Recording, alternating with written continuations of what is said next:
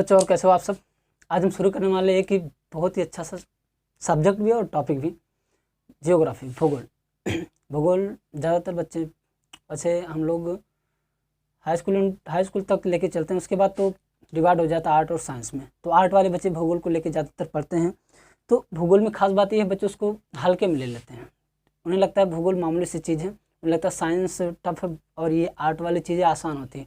ऐसा कुछ नहीं, आर्ट वाली भी टफ होती हैं। अच्छी नॉलेज है, लास्ट में आपको वही सब पढ़ना रहता है, ठीक है। बस एक वो बना देते हैं कि हाँ ये जो आर्ट करता है वो बेकार है, जो साइंस करता है वो अच्छा है, ठीक है। तो छोड़िए इन सब बातों को, हम शुरू करने वाले क्या, जियोग्राफी में हम सबसे पहले आपको पढ़ाएंगे मैप, जिससे आपको क्या हो, पूरी दुनिया के संसार के बारे में एक नॉलेज मिल जाए, कैसे क्या चीज़ें हैं। तो चलिए बिना देरी के हम शुरू करते हैं, ठीक है। देखिए हम लोग पढ़ने क्या वाले हैं, भूगोल। भूगोल में आपका क्या होगा, मैप। मैप की बात करें तो मैप किसे कहते हैं, मैप मानचित्र, ठीक है। तो मैप उनसे कहते हैं जैसे कि देखिए किसी भी पृथ्वी के, यानी पृथ्वी के किसी भी भूभाग को, भूभाग समझते हो, जमीन के किसी भी टुकड़े को हूबहू चाहे किसी कागज़ पे चाहे किसी कपड़े पे उतार देना। कपड़े पे भी उतारा जाता है, ठीक है। किसी कपड़े, जैसे कोई ये मान लो आपका कोई ज़मीन का टुकड़ा है, ठीक है, उसको एज इट इज़ आप किसी पेपर पे ड्रॉ कर लो, हमारा इस तरह से है, या फिर किसी कपड़े पे ड्रॉ कर लो। तो ये जो हमारा बन के आता है इसे हम लोग कहते हैं मैप, नक्शा कहते हैं, ठीक है। यानी किसी भी भूभाग के टुकड़े को कागज़ पे या फिर किसी कपड़े पे हूबहू उतार देना मैप कहलाता है, ठीक है। अब मैप भी कई प्रकार के होते हैं, मैप कई प्रकार के होते हैं। जैसे देखिए एक होता है आपका पॉलिटिकल मैप, सेकंड आपका होता है फिजिकल, फिर थेमेटिकल, फिर ब्लैंक मैप आता है। देखिए मैप की बात करें तो मैप आपके कितने प्रकार के होते हैं। एक होता है पॉलिटिकल, सेकंड होता है आपका फिजिकल, थर्ड आपका होता है थेमेटिकल, और फोर्थ आपका होता है ब्लैंक मैप, ठीक है। तो मैप आपके चार प्रकार के, political, physical, thematic, blank. Political map में क्या होता है, आपको राजनीतिक महत्व की चीज़ें दी रहती हैं। जैसे मेरे पास एक, मैं दिखाने का प्रयास करूं तो ये वाला मैप है, ये देख पा रहे हैं आप। यहाँ पे क्या है, ये पॉलिटिकल मैप, राजनीतिक चीज़ें। यहाँ पे आप पता पा सकते हो कौन, जैसे देखो जम्मू कश्मीर यहाँ से यहाँ तक है, आप इसके डायरेक्शन में पता कर सकते हो। उत्तर प्रदेश आपका यहाँ से यहाँ तक, ये सारी चीज़ें हैं, ठीक है। श्रीलंका आपका यहाँ से यहाँ तक। तो ये राजनीतिक चीज़ों के महत्व को दिखाता है, तो पॉलिटिकल मैप है, तो ये पॉलिटिकल मैप। इसके बाद सेकंड आपका आता है फिजिकल मैप। आप यहाँ पॉलिटिकल मैप को देख चुके हो, फिजिकल मैप। तो फिजिकल मैप में भी सेम टू सेम ऐसे ही रहता है, बट उसमें डिफरेंस क्या है, आपको ये चीज़ें आप ये पता नहीं पाओगे कि इसमें ये राज्य कहाँ से कहाँ तक है, ठीक है। उसमें प्राकृतिक महत्व की चीज़ें जो रहती हैं वो एकदम सिंपल सा सादा सा रहता है, जैसे आप यहाँ पे स्क्रीन पे देख पा रहे होगे साइड में।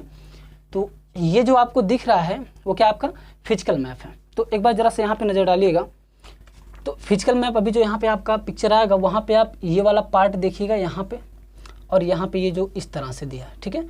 यहाँ पे आप देख पा रहे होंगे, चलिए यहाँ पे फिगर पे आप देखिएगा, ये आपको दो चीज़ें दिख रही होंगी फिगर में। ऊपर फिजिकल मैप में ये ब्राउन कलर का है, ठीक है। तो ब्राउन कलर का है, और उस साइड में क्या है आपका, जहाँ पे हमने कहा था सेकंड साइड में, राइट में भी वहाँ पे भी ब्राउन कलर का कुछ है, ठीक है। और बीच में भी देखिए आपका ब्राउन कलर का है।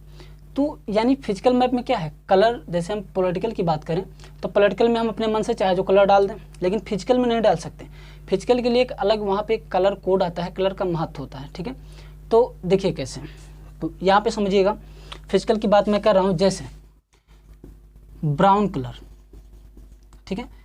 आप देखेंगे जब वहाँ पे हिमाचल प्रदेश में जो पहाड़ पर्वत है, हिमाचल प्रदेश ऊपर जो एकदम आपके मैप के ऊपर है, यहाँ पे मैं दिखा दूँ, यहाँ पे हिमाचल प्रदेश, यहाँ पे जो पर्वतें हैं, यहाँ पे आप फिजिकल में देखोगे ये ब्राउन कलर का होगा। यहाँ पे तो पॉलिटिकल है ना, फिजिकल मैप में ये ब्राउन कलर का, यहाँ पे भी आपका ये ब्राउन कलर का दिखेगा, ठीक है। और यहाँ पे भी हल्का हल्का ब्राउन कलर का दिखेगा।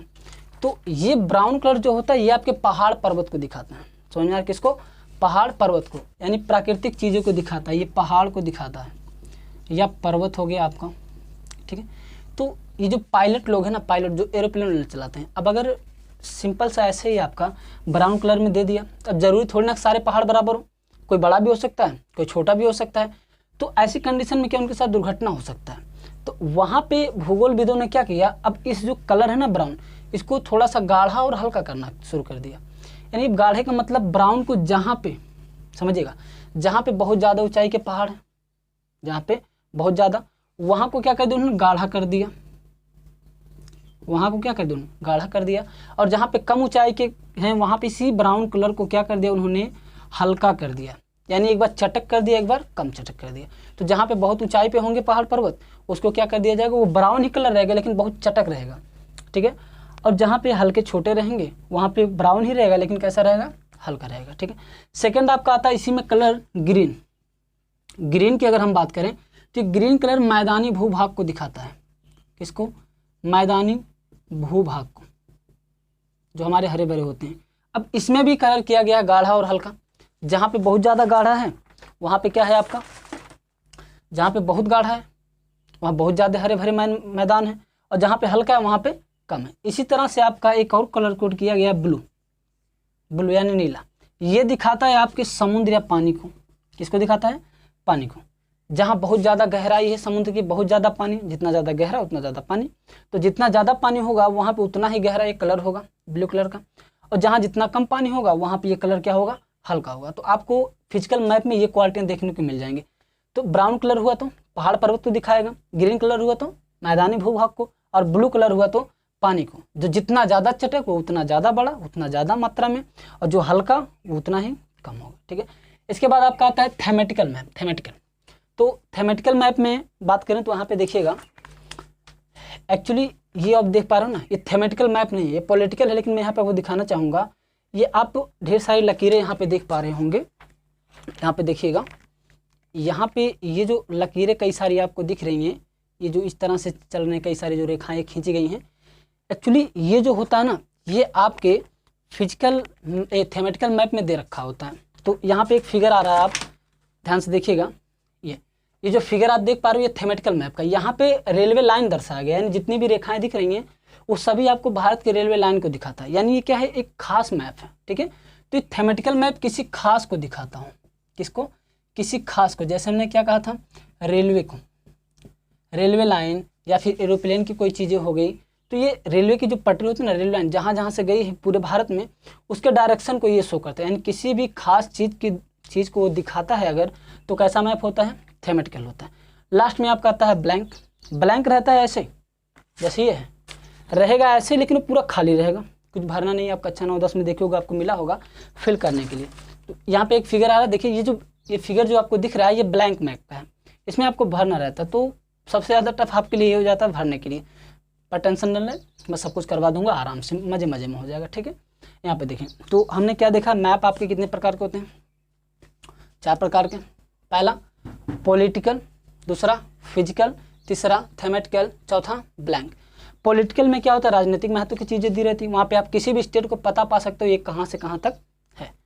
लेकिन फिजिकल मैप में क्या होता है, आप नहीं पता पा सकते। फिजिकल मैप में क्या होता है, ये आपके नेचुरल चीज़ें, प्राकृतिक चीज़ें, जैसे पहाड़ पर्वत को दिखाता है, ठीक है। यहाँ पे आप फिजिकल मैप में ये नहीं पता पा सकते कि ये एरिया कहाँ से कहाँ तक है। जैसे ये आपका मैप है ना, यहाँ पे फिजिकल में ये सब तो रहेगा नहीं, पूरा खाली रहेगा। तो जैसे यहाँ पे देखा जाए तो गुजरात वाला एरिया है ये, तो आप फिजिकल मैप में गुजरात, यहाँ पे तो आपको पता है ये गुजरात इतना है, लेकिन फिजिकल मैप में आप नहीं पता पा सकते, एग्जैक्ट नहीं पता पा, बस आप आंकड़ा लगा सकते हो, हाँ गुजरात होगा, या हिमाचल प्रदेश, यहाँ जम्मू कश्मीर, यहाँ पे आपका अरुणाचल प्रदेश। तो इस तरह से आप सिर्फ आंकड़ा लगा सकते हो, एक अनुमान लगा सकते हो। तो होता है आपका क्या, फिजिकल। फिजिकल में भी क्या दिखाया गया, कलर कोडिंग। कलर कोडिंग इतने तक ही सीमित नहीं है, बहुत है, तो जो इंपॉर्टेंट है मैं आपको बता रहा हूँ। ब्राउन कलर क्या दिखाता है, पहाड़ पर्वत को, बहुत ज़्यादा गाढ़ा हुआ तो पहाड़ पर्वत बहुत ज़्यादा बड़े, हल्का हुआ तो छोटे होंगे। ग्रीन कलर किसको दिखाता है, मैदानी भूभाग को, ज़्यादा चटकार हुआ तो ज़्यादा मैदानी भाग होगा, कम हुआ तो हल्के। इसी तरह से आपका ब्लू कलर ज़्यादा गाढ़ा हुआ तो पानी ज़्यादा गहरा, यानी पानी की मात्रा ज़्यादा, हल्का हुआ तो पानी कम होगा। क्लियर इतना। थेमेटिकल में क्या होता है, जब किसी भी खास चीज़ को दिखाए तो आपका थेमेटिकल मैप होता है। जैसे रेलवे लाइन, अभी आपने स्ट्रक्चर देखा था, तो थेमेटिकल मैप है। ब्लैंक में आपको भरना होगा। इसके बाद आपका आता है ग्लोब। क्या आता है, ग्लोब आता है। तो ग्लोब आपने देखा होगा कुछ इस प्रकार से ऐसे रहता है, इसी में ऐसे बना रहता है ग्लोब। तो ये जो ग्लोब होता है ना, ये आपका 23.5 डिग्री झुकाव में रहता है। आपने पढ़ा होगा 23.5 डिग्री झुकाव। तो 23.5 डिग्री की बात करें अगर, तो ध्यान देना, तो एक्चुअल में कोई भी चीज़, मैं इसको मिटा दूँ एक बार ताकि आपको अच्छे समझ में आ जाए। नोट नहीं किया तो आप नोट कर लो इसको एक बार।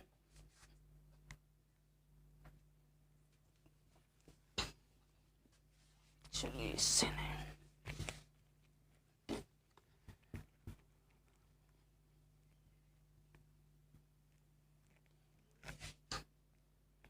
चलिए देखिए ये आपका ग्लोब होता है, यहाँ पे ऐसे ही कुछ ऐसे बना रहता है। तो ये जो ग्लोब है आपका ये 23.5 डिग्री झुकाव रहता है। अब ध्यान देना, कोई भी चीज़ ये है सीधी ज़मीन है, यहाँ पे कोई व्यक्ति खड़ा है, कोई भी चीज़ खड़ी है, तो ये 90 डिग्री की होगी। टोटल कितने 90 डिग्री। ध्यान देना एक एंगल इधर बन रहा है, एक एंगल इधर बन रहा है, यानी एंगल फर्स्ट प्लस, चलिए एक एंगल इधर एक एंगल इधर, दोनों मिला के क्या इधर 90 डिग्री है ये पूरा। अब समझिएगा ये पूरा का पूरा जो एंगल है ये 90 डिग्री है। अब इसको मान के चलिए पृथ्वी ऐसे सीधी, इसको 23.5 डिग्री झुका देंगे तो ये कुछ इस तरह से झुक जाएगा 23.5 डिग्री पे। अब ध्यान समझना, ये कितने डिग्री झुक गई 23.5, ये 23.5 डिग्री यहाँ से यहाँ तक झुक गई।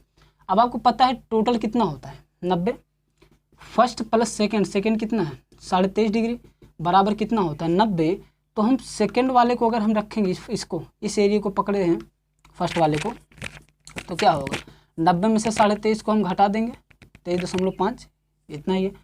तो पहला वाला ये जो पार्ट आ जाएगा कितना आ जाएगा, अगर हम घटाएंगे इसको तो इस तरह से घटाया जाता है, कुछ दशमलव की चीज़ें दशमलव लगा के 0 बढ़ा दिया जाता है, फिर 2 3.5, 10 में से 5 के 5, यहाँ पे आपका 9, 9 में से 3 के 6, और ये आपका बच्चा यहाँ पे 8, 8 में से 2 के 6, 60 डिग्री। यानी ये एरिया क्या है आपका 66 डिग्री। देखो 0.5 को 1/2 आप लिख सकते हो, ठीक है, क्योंकि 1 को काटोगे 2 से तो 0.5 ही आने वाला। तो कहने का मतलब बस इतना सा, मैं ये सब इसलिए बता रहा हूँ क्योंकि आर्ट वाले बच्चे थोड़ा सा मैथमेटिक्स कम समझ पाते हैं, ठीक है।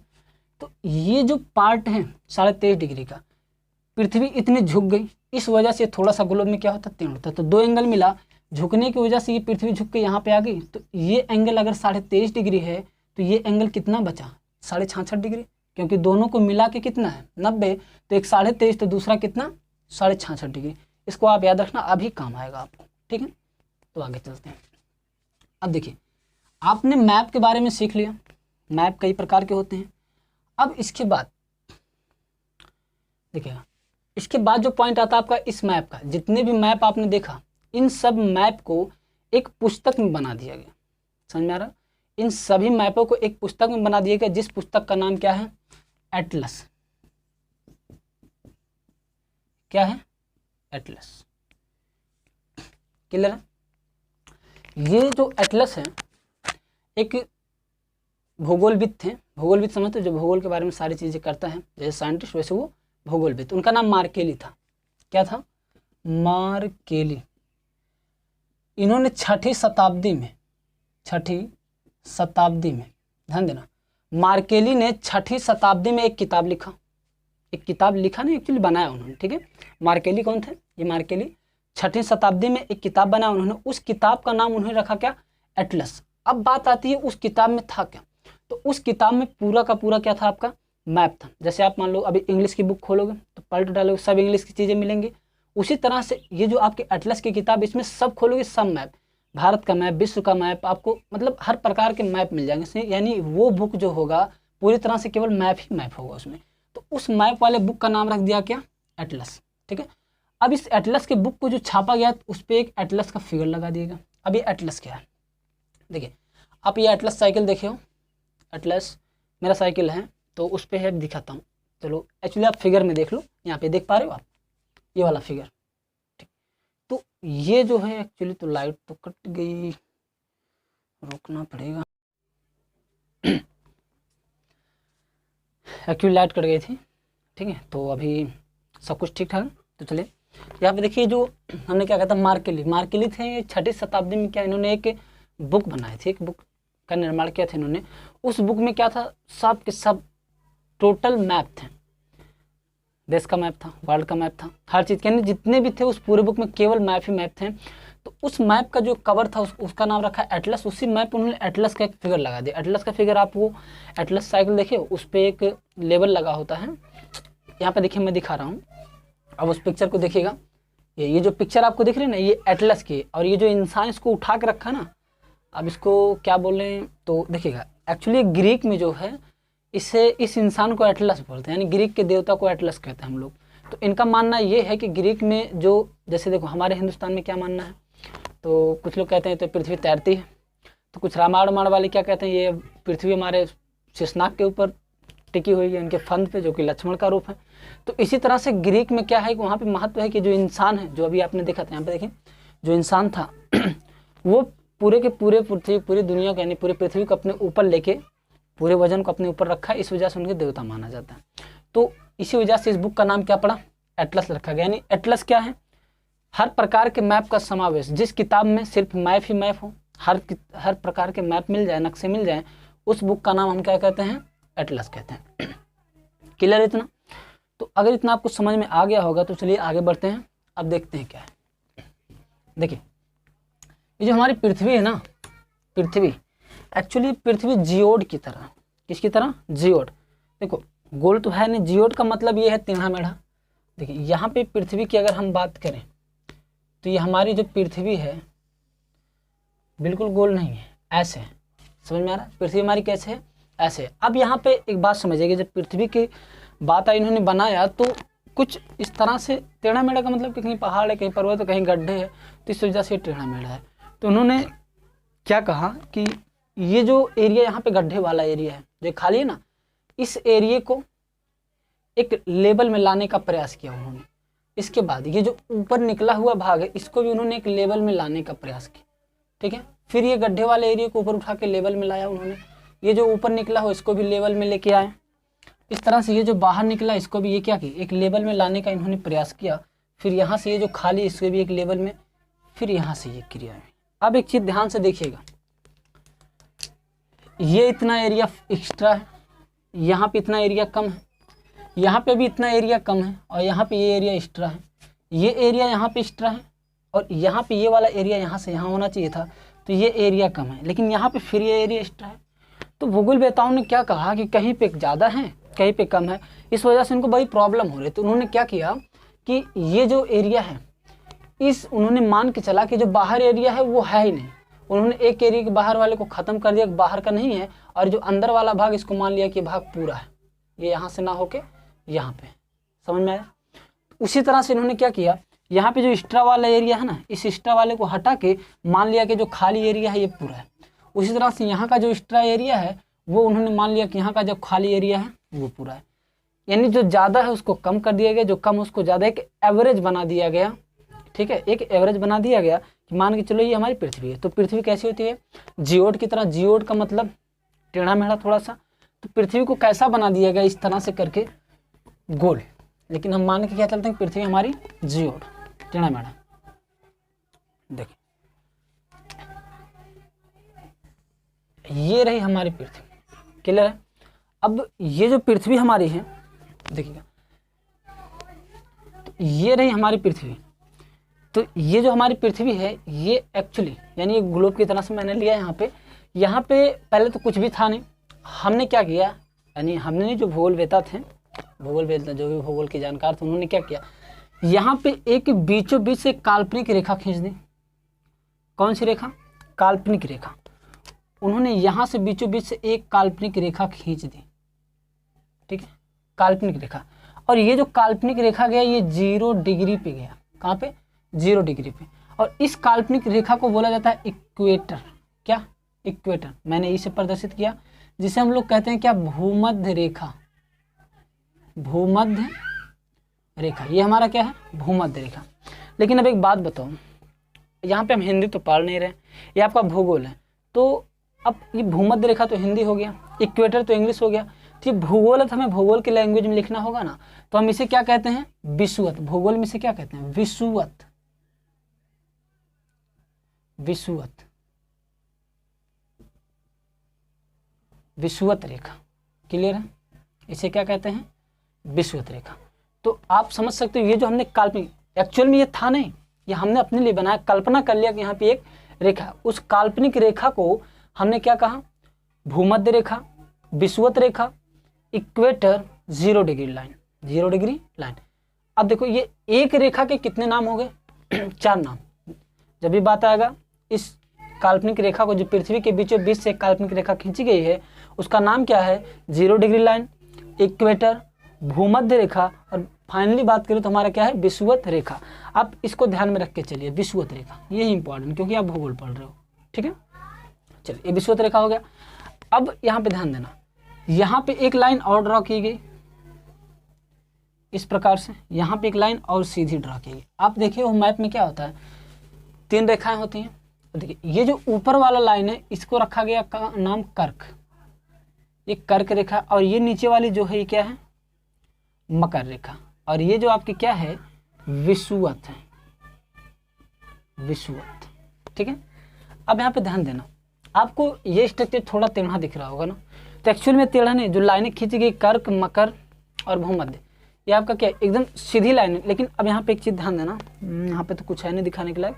जैसे मान लो फुटबॉल है, ठीक है, फुटबॉल पे क्या करोगे आप, जो रेखा बनाओगे वो तो सीधा रहेगा, लेकिन वो आपको फुटबॉल में गोल दिखेगा। यानी आप एक पेज पे एक सीधा सा ऐसे स्ट्रक्चर बनाओ, ये गोला होगा एक बड़े से पेज पे, लेकिन इसी पेज को आप एक फुटबॉल पे रखोगे तो वो क्या होगा, आपको टेढ़ा नजर आएगा। तो कहने का मतलब ये है कि ये रेखाएं सीधी है, लेकिन ये गोल होने की वजह से ये रेखाएं आपको मुड़ी हुई दिखेंगी। यानी फुटबॉल में आप रेखा बनाओगे तो सीधा बनेगा, लेकिन वो घुमावदार, इसलिए वो आपको टेढ़ा नजर आता है। तो ये रेखा इस तरह से हो जाएगा, क्लियर है। तो क्या आपका कर्क रेखा और ये मकर रेखा, क्लियर है। तो ये जो लाइनें हमने बनाई, ये आपकी भूमध्य रेखा है, विषुवत रेखा है, 0 डिग्री है, इक्वेटर है।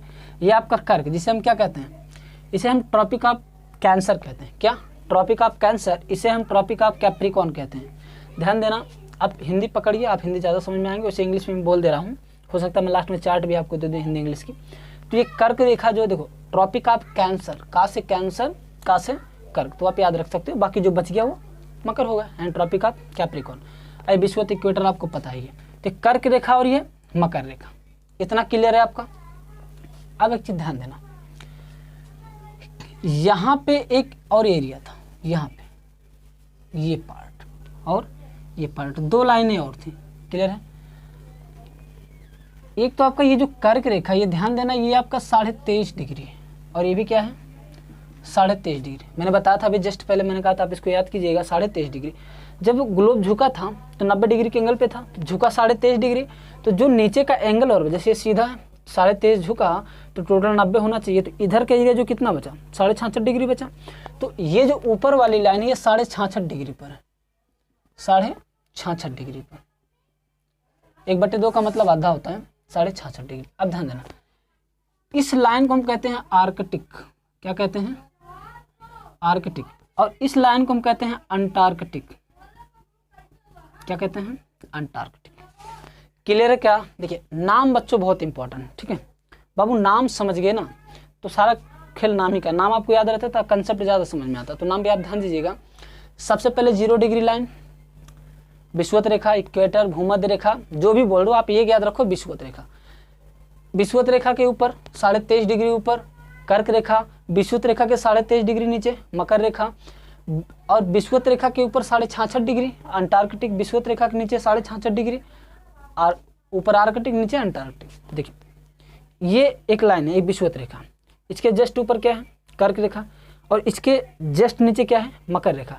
तो इस कर्क रेखा के ऊपर जो ये 23.5 डिग्री पे कर्क है, तो 66.5 पे क्या है आपका आर्कटिक, और नीचे 66.5 पे क्या है आपका अंटार्कटिक। क्लियर है इतना। तो ये रेखाएं आपको क्लियर हो गई होंगी। अब एक बात ध्यान रखना बहुत अच्छे से, ये जो सूर्य है, ये सूर्य हमारा यहाँ से यहाँ तक कितने दूर में ट्रेवल करता है, ध्यान देना। कर्क रेखा से, ये जो हमारा सूर्य है वो कर्क रेखा से मकर रेखा के बीच में ही ट्रेवल करता है, इससे बाहर ये कहीं नहीं जाता। यानी ये जो सूर्य हमारा इसी रेखा को लेके चलता है, इससे दूर कभी नहीं जा सकता। यानी यहाँ से वो यहाँ पे आएगा, ठीक है, और यहाँ से ये यहाँ पे जाएगा, समझ में आ रहा, यहाँ से यहाँ पे आएगा, और ये यहाँ से फिर सूर्य कहाँ पे जाएगा, यहाँ पे जाएगा। अब एक चीज़ ध्यान देना आप, ठीक है, जब ये सूर्य यहाँ पे आ रहा है, यहाँ से यहाँ आ रहा है और यहाँ से यहाँ आ रहा है, तो इन दोनों डायरेक्शनों में क्या हो रहा है कि जो विषुवत रेखा है एक बार आएगा यहाँ पे चमकेगा, फिर इस डायरेक्शन में जाएगा, फिर यहाँ से जब रिटर्न यहाँ आएगा तो फिर से यहाँ पे विषुवत रेखा पे चमकेगा, तो फिर से यहाँ पे आएगा। अब एक बात बताइए बाबू, ये जो एरिया है इतना, अब सूर्य यहाँ से यहाँ तक आएगा हमेशा, तो यहाँ का जो क्षेत्र होता कैसा होगा, गर्म होगा कि नहीं होगा, यहाँ का जो क्षेत्र होगा वो गर्म होगा कि नहीं होगा, यानी ये कैसा क्षेत्र होगा, गर्म क्षेत्र होगा। क्लियर है, कैसा क्षेत्र होगा, गर्म क्षेत्र होगा। अब बताइए सूर्य यहाँ पे है तो उससे उधर जाएगा नहीं, तो उधर का एरिया क्या होगा, ठंडा होगा कि नहीं होगा, कैसा होगा, ठंडा होगा। लेकिन अब एक चीज यहाँ पे ध्यान देना, एक बार सूर्य जब यहाँ पे होगा, यहाँ पे तो यहाँ पे सूर्य पहुंचा कर पे तो थोड़ा सा एरिया यहाँ का तो गर्म होगा, क्योंकि देखो प्रकाश तिरछी तो जाएगी, प्रकाश तिरछी जाएगी तो कुछ तो आंच देगा, कुछ तो गर्मी देगा। जब प्रकाश यहाँ पे तिरछी जाएगी तो यहाँ का एरिया क्या होगा, गर्म होगा, क्या होगा, गर्म। अब एक बात बताओ, अब ये यहाँ से जो कर्क रेखा है जब यहाँ पे धीरे धीरे इस साइड बढ़ जाएगी, यहाँ पे आ जाएगी, तो इस डायरेक्शन में क्या होगा, ठंडा होगा कि नहीं होगा, इस डायरेक्शन में क्या हो जाएगा, आपका ठंडा हो जाएगा। अब ध्यान देना, अब ये यहाँ से यहाँ पे आया, यहाँ पे था तो गर्म था, यहाँ से यहाँ आया तो वो ठंडा होगा, लेकिन जैसे ही यहाँ पे आया तो इधर का एरिया क्या होगा, सूर्य यहाँ पहुँच चुका है तो इधर का एरिया कैसा होगा, गर्म होगा। अच्छा, अब कुछ समय के बाद फिर से ये सूर्य रिटर्न यहाँ से उधर जाएगा, फिर पहुँचेगा यहाँ पे, जब ये यहाँ पे पहुँचेगा तो यहाँ गर्मी होगी। तो अब सूर्य यहाँ पहुँचा है तो यहाँ पूरे बहुत दूर पहुँच चुका है, सूर्य यहाँ पहुँचा तो यहाँ का डिस्टेंस क्या है, बहुत ज़्यादा है, तो यहाँ पे क्या होगा, ठंडा होगा कि नहीं होगा, ठंडा होगा। अब देखिए ये गर्म भी है ठंडा भी है, और ये भी गर्म है और ठंडा है, समझ में आ रहा है। ये देखो गर्म क्षेत्र यानी गर्म ठंडा दोनों क्षेत्र हैं, ये गर्म क्षेत्र ही है, ठंडा क्षेत्र। अब एक बात बताओ, ये तो आपका हिंदी हो गया गर्म क्षेत्र, तो भूगोल में हम गर्म को क्या कहते हैं, ध्यान देना, गर्म को हम लोग क्या कहते हैं, उष्ण, क्या कहते हैं, उष्ण, और क्षेत्र को कहते हैं कटिबंध, क्या कहते हैं, कटिबंध। तो ये क्या हो गया, उष्ण कटिबंध, क्या हो गया, उष्ण कटिबंध, यानी गर्म क्षेत्र को हम क्या कहते हैं, उष्ण कटिबंध। अब ये बताओ, ये गर्म है ना और ये क्या है, ठंडा है, तो ठंडा गर्म दोनों, ठंडे के लिए क्या कहते हैं हम, शीत, और गर्म के लिए उष्ण। तो ये क्या हो गया, दोनों को मिला दिया तो शीत प्लस उष्ण क्या हो गया, शीतोष्ण, यानी एक ऐसा क्षेत्र है शीतोष्ण कटिबंध, शीतोष्ण कटिबंध। क्लियर है, कटिबंध, कटिबंध आप समझिएगा। अब ये क्या है, गर्म है ठंडा है, ये भी गर्म ठंडा था, ये भी गर्म ठंडा था, तो ये भी कौन सा एरिया हो जाएगा, शीतोष्ण कटिबंध, ये भी हो जाएगा, ये भी क्या हो जाएगा, शीतोष्ण कटिबंध। ठीक है। अब एक बात बताओ, जहां पे बहुत ज्यादा गर्मी थी, केवल गर्मी थी, उसका नाम क्या था, उष्ण कटिबंध। जब सूर्य यहाँ से यहाँ पहुंचा तो गर्मी यहाँ पे हुई तो गर्म हो गया, फिर नीचे आया तो यहाँ पे ठंडा, यानी दोनों ठंडा गर्म मिला तो क्या हो गया, शीतोष्ण। सूर्य यहाँ था तो यहाँ पे गर्मी थी इस एरिया में, सूर्य यहाँ से दूर गया तो इस एरिया में ठंडा, यानी इस एरिया में ठंडा गर्म दोनों हो रहा है, तो इसका नाम क्या पड़ गया, शीतोष्ण, ठंडा गर्म, यानी शीत प्लस उष्ण यानी शीतोष्ण। तो ये पूरा एरिया जो बन रहा है ये क्या है, आपका शीतोष्ण का एरिया है, और ये जो एरिया बन रहा है ये भी क्या है, शीतोष्ण का एरिया, यानी 23.5 डिग्री से 66.5 डिग्री के बीच का एरिया शीतोष्ण एरिया होगा। कैसे, ये लाइन 23.5 है और ये लाइन 66.5 है, इनके बीच का जो एरिया होगा कैसा होगा, शीतोष्ण। यहाँ भी 23.5 है, यहाँ भी 66.5 है, तो कैसा होगा, शीतोष्ण होगा। आप याद कर सकते हो 23.5 डिग्री पृथ्वी झुकी है तो बच गया 66.5 ना, तो 23.5 66.5 के बीच में ठंडा गर्म दोनों, तो क्या होगा, शीतोष्ण। इतना क्लियर है आपका। अब ध्यान देना, ये जो सूर्य हमारा यहाँ से यहाँ तक ही तो ट्रेवल कर रहा है, तो जब यहाँ पे था तो इस एरिया में गर्मी थी, यहाँ से एक बार आया विषुवत रेखा पर एकदम खड़ा सीधे यानी सीधा सर पे सूर्य इसके चमका तो गर्मी ज़्यादा हुई, यहाँ पे आया तब भी यहाँ से तिरछा इसको झाँक रहा नहीं झाँक रहा, देखो तिरछा तब भी तो यहाँ पे रोशनी जाएगी यानी प्रकाश। अब यहाँ से फिर जाएगा तो फिर एक बार चमकेगा, फिर यहाँ पे पहुँचेगा फिर भी तो गर्मी होगी। तो कहने का मतलब ये है कि जो विषुवत रेखा पे होगा, विषुवत रेखा पे अपा मतलब भयानक, एकदम भयानक गर्मी होगी, समझ रहे। तो विषुवत रेखा पे क्या होगा, बहुत भयंकर, यहाँ पे गर्मी इतनी ज़्यादा होगी ना पूछो ना। तो यहाँ पे हम क्या कह सकते हैं, सबसे अधिक सबसे भयानक गर्म क्षेत्र कौन सा है, विषुवत रेखीय क्षेत्र। कौन सा क्षेत्र, विषुवत रेखीय क्षेत्र। जो इस विषुवत रेखा, इस रेखा यानी इक्वेटर 0 डिग्री या भूमध्य रेखा जो भी कह लो, इस विषुवत रेखा के लाइन पे जितने भी क्षेत्र आएंगे वो सब क्या होंगे, बहुत ही ज़्यादा गर्म होंगे। क्लियर है, तो इतना आपको समझ में आ गया। चले अब यहाँ पे एक बात बताओ बाबू, समझ में आ रहा है कि नहीं आ रहा है, समझ में आ रहा है, ठीक। तो ध्यान से देखना तभी समझ में आएगा, ठीक है। ऐसा भी नहीं कि आपको समझ नहीं, सारी चीज़ें मैं अच्छे से समझाऊंगा, बस आप ध्यान से इस पर पूरा फोकस कीजिए। अब एक बात बताओ, ये तो आपका क्लियर हो गया होगा। अब यहाँ पे कुछ एरिया बच रहा है कि नहीं बच रहा है?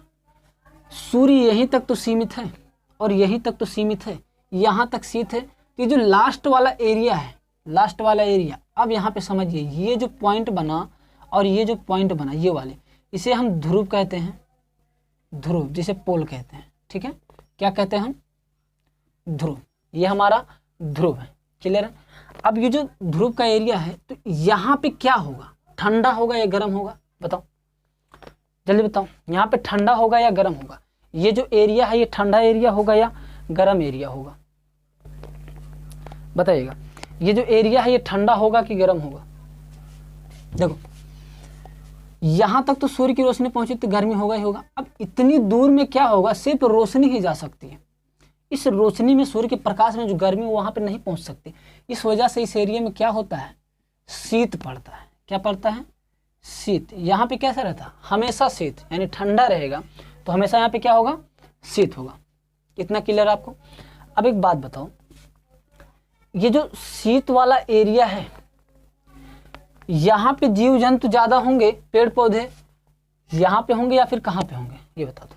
क्या यहाँ पे जीव जंतु ज्यादा होंगे या इस एरिया में होंगे? यहाँ पे जीव जंतु ज्यादा होंगे या इस एरिया में होंगे? अब बताओ। अब एक बात जानना, किसी भी चीज को जीवित रहने के लिए क्या चाहिए? प्रकाश चाहिए।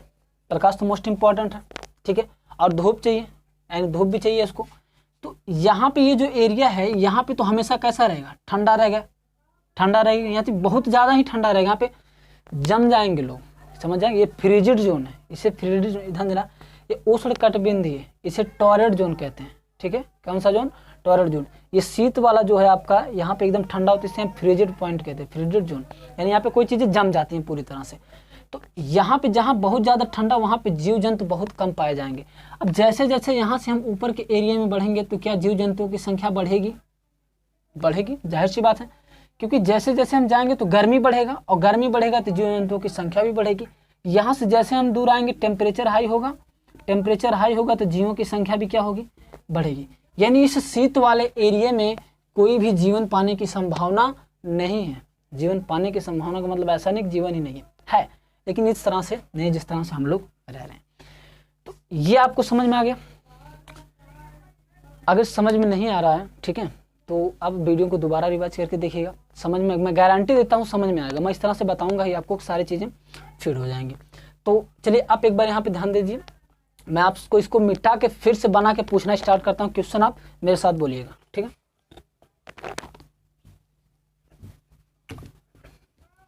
भूगोल बहुत ही आसान सब्जेक्ट्स, बस समझने की देरी, बस समझ में आ जाता है ना तो भूलता नहीं है जल्दी, ठीक है। यहाँ पे देखो, मैं ये बना रहा हूँ आपका, ये पृथ्वी आपका जियोड है। अब बताइए यहाँ पे बीचों बीच में ये जो एरिया है, समझिएगा, ये जो एरिया है कौन सी लाइन है? 0 डिग्री भूमध्य है। अब ध्यान देना, ये जो लाइन है इसने क्या किया? इस पृथ्वी को 2 बराबर भागों में बांटा, नहीं बांटा? तो जो 2 बराबर भागों में बांटा, तो ये पार्ट क्या आपका बन गया? गोलार्ध। समझ में आ गया? क्या है आपका? गोलार्ध। और ये भी क्या है आपका? गोलार्ध, ठीक है। क्या है? गोलार्ध। अब ध्यान देना, ये ऊपर का गोलार्ध, ये नीचे का गोलार्ध, इसे हम क्या कहते हैं? अर्धगोलार्ध। क्या कहते हैं? अर्धगोलार्ध। ये पूरा गोला, गोले को हम स्फीयर कहते हैं, अर्धगोलार्ध को क्या कहेंगे? हेमिस्फीयर। हेमी मीन्स आधा होता है, पूरा गोला है आधा, तो अर्धगोलार्ध, ये अर्धगोलार्ध। अब ध्यान देना, इस अर्धगोलार्ध के ऊपर वाला एरिया, यहाँ पे ज्यादातर भूभाग है, भूभाग यहीं पे हमारा भारत और भी, यानी भूभाग अर्धगोलार्ध से ऊपर है, यानी विषुवत रेखा, भूमध्य रेखा के ऊपर भूभाग है ज्यादातर। और नीचे के एरिया में क्या है? समुद्र ज्यादा है, पानी ज्यादा है, समुद्र है, क्लियर है। तो ये भूमध्य रेखा हो गया। भूमध्य रेखा के ऊपर क्या? अर्धगोलार्ध, अर्धगोलार्ध। नीचे को भी क्या कहते हैं? गोलार्ध, यानी अर्धगोलार्ध कहेंगे, आधा गोला। ऊपर भूभाग ज्यादा, नीचे पानी ज्यादा, समुद्र ज्यादा। यहाँ पे हम सागरों के बारे में अध्ययन करेंगे नीचे के एरिया में, ठीक है। तो ये भी पॉइंट आपने पकड़ लिया। चलिए अब इसको मैं मिटा के एक एक चीजें आपसे पूछता हूँ, बताइएगा। देखिए,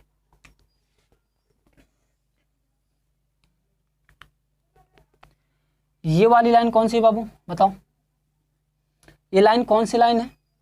कौन सी लाइन है ये? विषुवत रेखा, कौन सी रेखा? विषुवत रेखा, भूगोल में बोलो, विषुवत रेखा, कौन सी रेखा? विषुवत रेखा। क्लियर है? ऊपर क्या है? अर्धगोलार्ध, नीचे क्या है? अर्धगोलार्ध। इस वाले एरिया में क्या होगा सबसे ज्यादा? पानी या भूमि? पानी या भूमि क्या होगा? यहाँ पे क्या होगा? बहुत ज्यादा मैदानी क्षेत्र होगा, यानी भूभाग ऊपर के एरिया में, और समुद्र में जितने भी पानी की चीजें कहाँ पे? नीचे के क्षेत्र में होंगे। यहाँ पे ये लाइन बताइएगा बाबू, ये वाली जो लाइन हो कौन सी लाइन है? ये कौन सी लाइन है? कौन सी लाइन है? ये कर्क लाइन है। कौन सी? कर्क, ट्रॉपिक ऑफ कैंसर। ये लाइन कौन सी है बताइए? ये लाइन कौन सी है? ये वाली लाइन कौन सी? ये कौन सी है आपकी? मकर है, ट्रॉपिक ऑफ कैप्रिकॉर्न। क्लियर है? बताइए यहाँ पे ये वाली लाइन कौन सी है? ये वाली लाइन कौन सी? बोलो बोलो तुरंत, चाहे मन में बोलो चाहे पास में बोलो, उससे मत देखो कोई पास में क्या बोलेगा, बोलो। कुछ सीखना है तो बाबू बोलो। ये कौन सी लाइन है? Antarctic, Antarctic. ठीक है। ये कौन सी लाइन है? ये कौन सी लाइन है? आर्कटिक। कौन सी लाइन है? आर्कटिक। 0 डिग्री लाइन, विषुवत रेखा, भूमध्य रेखा, इक्वेटर, एक ही का नाम है। ऊपर गए तो कर्क रेखा, नीचे आए तो मकर रेखा, और ऊपर गए तो आर्कटिक, नीचे आए तो अंटार्कटिक। क्लियर है? अब ये बताइए जो कर्क रेखा है ये कितने डिग्री पे है? ये रेखा कितने डिग्री पे है? ये रेखा कितने डिग्री पे है? 23.5 डिग्री पे। मकर रेखा कितने डिग्री पे है? 23.5 डिग्री पे। क्लियर है? अब ये बताओ ये जो अंटार्कटिक आर्कटिक रेखा ये कितने डिग्री पे है? 66.5 डिग्री। ये किस रेखा पे? बोलो, हाँ हाँ बोलो, ये कौन से है? 66.5 डिग्री। क्लियर है? 23.5, 66.5, 23.5, 66.5। अब ये बताओ सूर्य कहाँ पे रहता है? सूर्य कहाँ पे रहता है? सूर्य कर्क रेखा से मकर रेखा के बीच में रहता है, मकर रेखा से कर्क रेखा के बीच में सूर्य यहीं तक रहता है। तो अब बताओ सबसे ज्यादा गर्म वाला क्षेत्र कौन सा होगा? सबसे ज्यादा गर्म क्षेत्र कौन सा होगा? विषुवत रेखीय होगा, यानी ये वाली लाइन पे, इस पे जितने भी चीजें आएंगी, जितने भी देश वगैरह सब कुछ आएगा, सब क्या होगा? गर्म क्षेत्र होगा बहुत ज्यादा। यानी भयानक गर्मी कहाँ पे होती है? विषुवत रेखा पे होती है, 0 डिग्री लाइन पे होती है। अब ये तो ये सूर्य यहाँ से यहाँ तक ट्रेवल कर रहा था, ये पूरा जो एरिया बन रहा है ये कैसा होगा? ठंडा होगा या गर्म होगा? कैसा होगा? गर्म, केवल गर्म होगा। इसलिए हम इसे क्या कहते हैं? उष्ण कटिबंध। क्या कहते हैं? उष्ण कटिबंध। उष्ण मीन्स गर्मी, कटिबंध मीन्स क्षेत्र। ठीक है, उष्ण कटिबंध। अब बताइए ये वाला एरिया क्या होगा? ये एरिया सूर्य यहाँ पे है तो कुछ तो, जब तक सूर्य यहाँ पे है यहाँ पे टेम्परेचर देगा तो गर्म होगा। सूर्य यहाँ पहुँच जाएगा तो यहाँ पे टेम्परेचर कम हो जाएगा तो ठंडा हो जाएगा। यानी यहाँ पे ठंडा गर्म दोनों, तो कैसा होगा? शीतोष्ण होगा। क्या होगा? शीतोष्ण, यानी शीत भी होगा, उष्ण भी होगा, शीत और उष्ण दोनों होगा। अब बताइए सूर्य यहाँ पे पहुँचेगा तो यहाँ क्या होगा? गर्म होगा। जब सूर्य वहाँ पे होगा तब यहाँ पे, जैसे सूर्य यहाँ पहुँचा तो यहाँ का एरिया गर्मी होगा, धीरे धीरे सूर्य ऊपर जाएगा तो यहाँ पे ठंडा पड़ने लगेगा, तो ये भी क्या होगा? शीतोष्ण। क्या होगा? शीतोष्ण होगा। क्लियर है? मैं अच्छे से लिख दूँ, मेरी राइटिंग थोड़ी सी गड़बड़ है। चलिए, शीतोष्ण एरिया हो गया, यानी 23.5 डिग्री से 66.5 डिग्री शीतोष्ण का एरिया। 23.5 से 66.5 के बीच में शीतोष्ण। आप ऐसे याद कर लो, पृथ्वी 23.5 डिग्री झुकी है तो 90 पूरा होने में 66.5 है ना, तो इनके बीच में शीतोष्ण। सूर्य यहाँ पहुँचेगा तो ठंडा, यहाँ गया तो यहाँ ठंडा, यहाँ पहुँचा तो गर्म, ठंडा गर्म दोनों, शीतोष्ण। यहाँ पे भी क्रिया शीतोष्ण। इस एरिया में पूरा चक्कर लगाता है, पूरा उष्ण कटिबंध। सबसे ज्यादा गर्मी भयानक पड़ती है कहाँ पे? विषुवत रेखा पे। अब बात करते हैं सबसे ज्यादा ठंड कहाँ पड़ता है? सबसे ज्यादा आप कहोगे ये अंटार्कटिक में, अंटार्कटिक में पड़ता है। इस अंटार्कटिक में यहाँ पे जीवन की संभावना क्या है? बहुत कम है। जीवन की संभावना क्या है? कम है। यहाँ पे जीवन की संभावना बहुत ही कम है।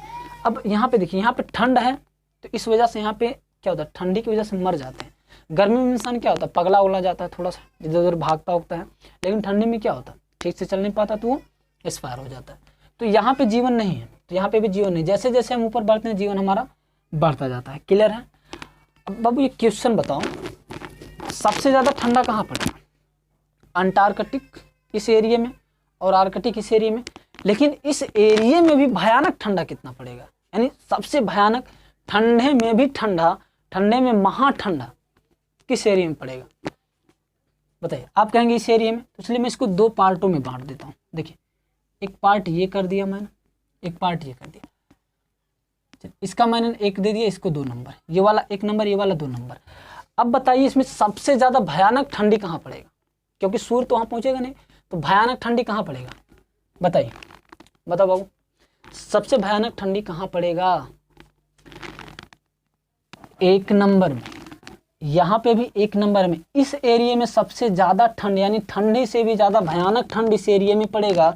ध्रुवों पर, ये क्या है, पोल है, ये ध्रुव है, इन ध्रुवों पर पड़ेगा। क्यों? क्योंकि सूर्य तो यहाँ पे यहीं से यहीं तक चक्कर लगा सकता, आगे जा ही नहीं सकता। तो यहाँ तो शीतोष्ण हल्का फुल्का ठंडा गर्म रहता है, लेकिन यहाँ से क्या होता है, पूरा एरिया ठंड रहता है।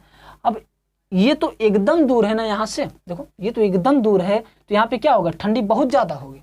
और ये वाला एरिया भी यहाँ से बहुत दूर है, तो ठंडी यहाँ पे क्या होगी, बहुत ज़्यादा होगा। यानी सूर्य जितना ज़्यादा दूर, गर्मी उतना कम। तो इस वजह से ये एरिया क्या है आपका बहुत ज़्यादा ठंडा है। चलो अब एक बात बताओ बाबू, ध्यान से समझना। 1 नंबर 2 नंबर में तो कर लिया आपने। अब अगर मैं यहीं पे नाम रख देता हूँ, ध्यान देना, एक मैंने रख दिया टुंड्रा टैगा। अब बताइए टुंड्रा में सबसे ज़्यादा ठंडा पड़ेगा, टैगा में सबसे भयानक ठंडा कहाँ, टुंड्रा में या टैगा में? तो देखिएगा ये 2 पार्ट में बांटा, ये वाला पार्ट होता है आपका टुंड्रा और ये वाला पार्ट होता है आपका टैगा। ये वाला पार्ट क्या है आपका टुंड्रा और ये वाला पार्ट क्या है आपका टैगा। यानी सबसे ज़्यादा भयानक ठंडा कहाँ पड़ता है आपका, टुंड्रा में और फिर टैगा में। ठीक है, तो अगर इस टुंड्रा और टैगा की बात करें तो इसको हम क्या लिख सकते हैं, शीत कटिबंध। क्या लिख सकते हैं, शीत कटिबंध, क्योंकि ये पूरा एरिया क्या है, ये पूरा एरिया शीत कटिबंध का है। और इसमें भी शीत में भी महाभयानक शीत कहाँ पड़ता है, टुंड्रा में। तो ये टुंड्रा ये टैगा और ये टुंड्रा ये टैगा। तो उम्मीद करते हैं चीज़ें आपको समझ में आ गई होंगी। ठीक है, तो एक बार मैं इसको मिटा के आपको फिर से रिवाइज करवाऊँ, देखता हूँ आपको आता कि नहीं। मैं पूछूंगा क्वेश्चन, आप बताते चलिएगा। देखिए चलिए,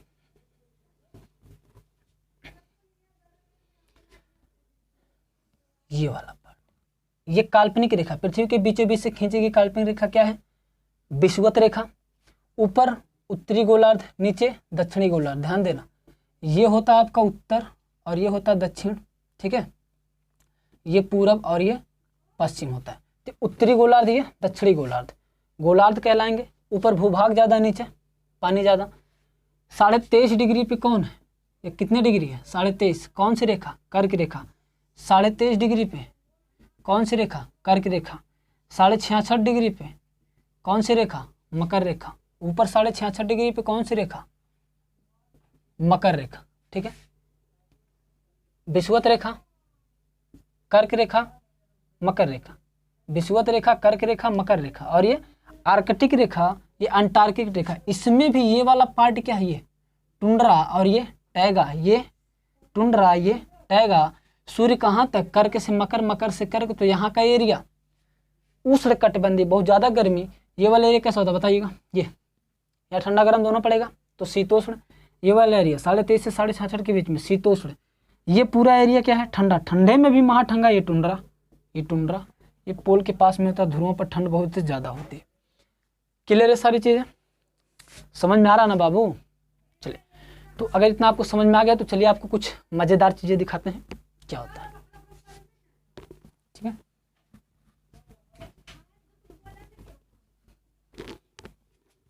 चलिए मज़ेदार चीज़ देखते हैं क्या है।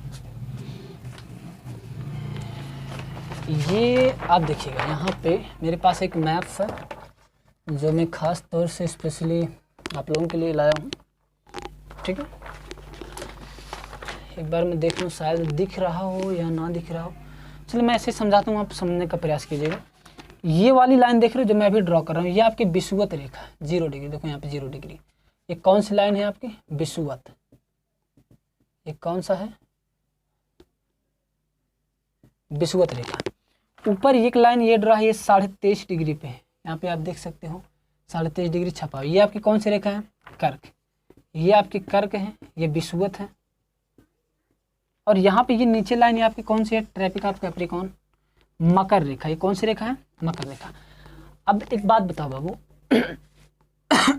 सॉरी, विषुवत रेखा पे गर्मी बहुत भयानक पड़ती है। तो जब गर्मी बहुत ज़्यादा होगी तो यहाँ के लोग क्या होते हैं, यहाँ के लोग कालिया बन जाते हैं। क्या बन जाते हैं, कालिया। कालिया का मतलब इतने भयानक तरीके से काले होते हैं कि पूछो मत। जहाँ पे गर्मी बहुत ज़्यादा पड़ेगी वहाँ की स्किन लोगों की खराब होगी।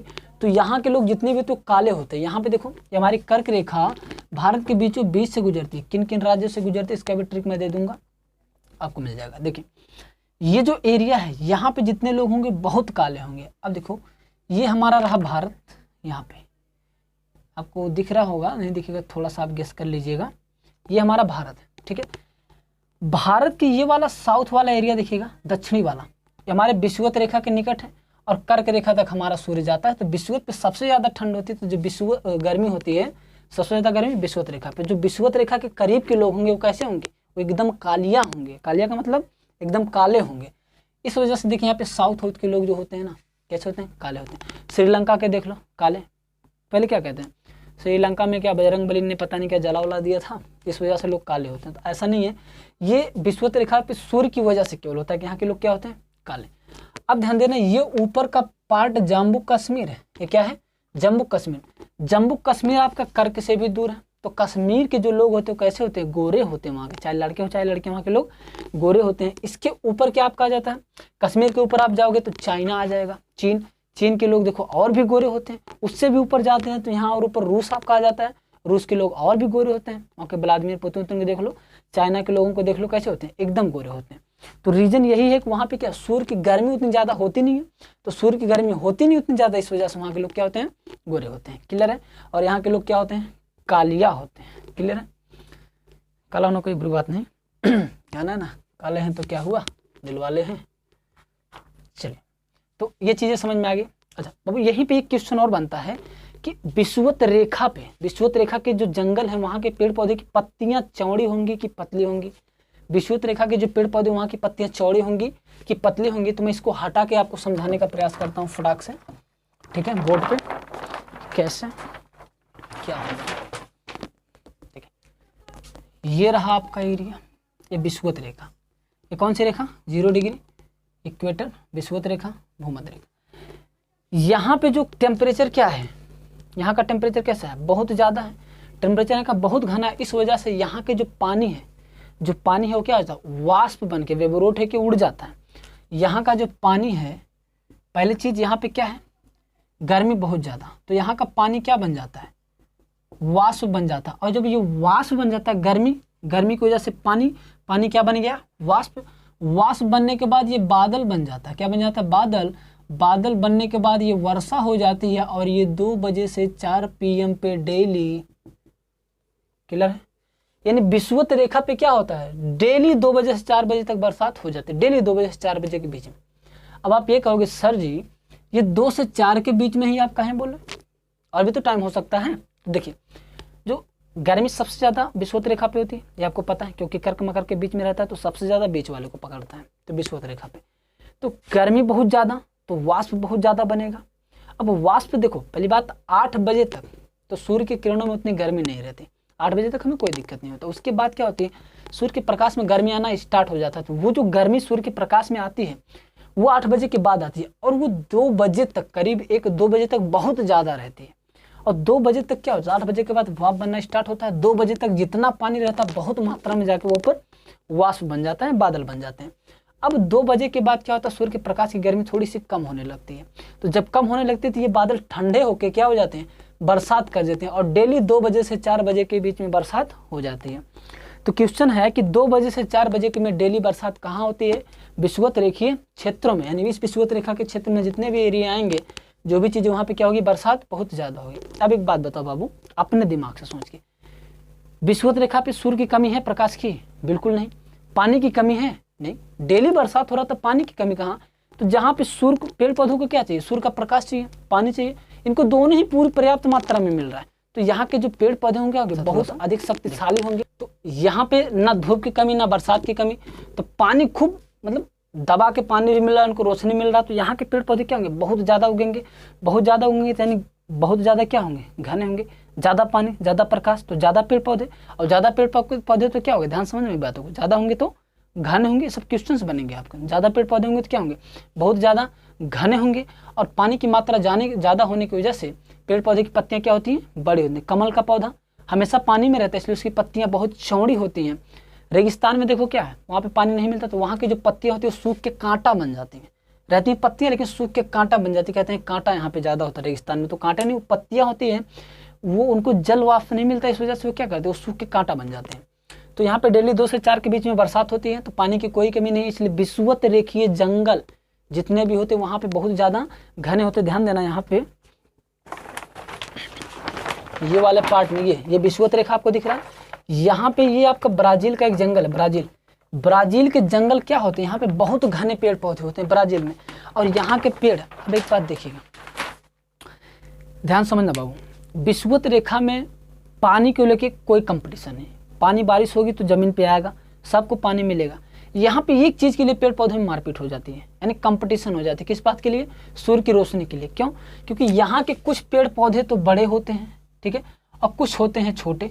अब ये जो छोटे होते हैं उनमें तो प्रकाश मिल नहीं पाता, ऊपर वाला आड़ लेता। अब ये इनके बीच में क्या होती है, टक्कर होती है। ये कहता तुम ऊपर हो, हमारे प्रकाश को आड़ रहे हो, हम भी आ रहे हैं अभी आपको, तुम्हारे को क्या कर लेंगे, तुम्हारे भी रोशनी को क्या कर लेंगे, हम आगे से रोक लेंगे, ताकि तुम पे क्या हो, प्रकाश सूर्य का ना पड़े। तो एक्चुअली ऐसी लड़ाई होती नहीं, समझने के लिए है।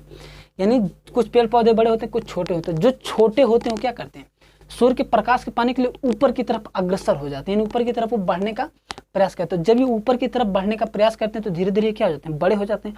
कोई चीज़ बड़ा होगा, लंबा होगा तो क्या होगा, पतला हो जाएगा, और पतला होगा उतना लंबा होगा तो मजबूत होना जरूरी है।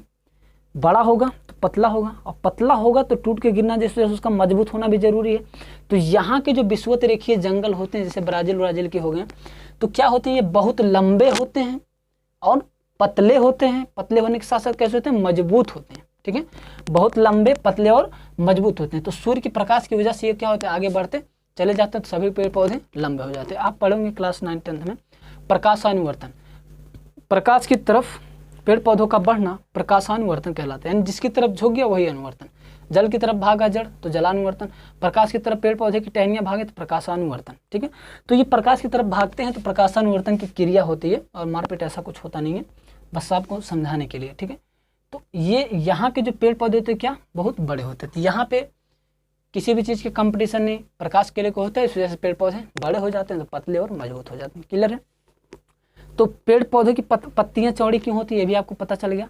तो सारी चीज़ें आपको अच्छे से पता चल गई। उम्मीद करता हूँ कि समझ में आया होगा। डेली 2 से 4 बरसात कहाँ, विषुवत रेखीय एरिया में। जो विषुवत रेखा पे क्या है, जो भी देश, जो भी राज्य वगैरह जो भी पढ़ेंगे, जो कुछ भी होगा वहाँ पे क्या होगा, चाहे जंगल हो, कुछ भी, क्योंकि बहुत सारी चीज़ें हैं तो आपके पढ़ेंगे।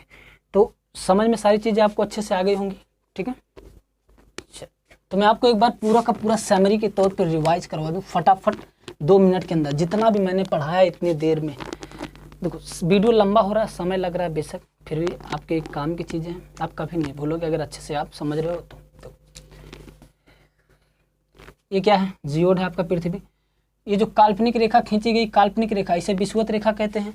तो इसे विषुवत रेखा कहते हैं। कैसा? विषुवत। ध्यान देना, जो 2 भागों में बांट दे, जो रेखा किसी भी चीज़ को 2 भागों में बांटे उसे विषुवत रेखा कहते हैं। जो भी रेखा 2 भागों में किसी चीज़ को बांट दे, विषुवत रेखा। तो ऊपर एक गोलार्ध है, नीचे आया तो ये भी गोला, अर्ध गोलार्ध यानी गोलार्ध हो गया। ऊपर उत्तर है तो उत्तरी गोलार्ध, नीचे दक्षिण है तो दक्षिणी गोलार्ध।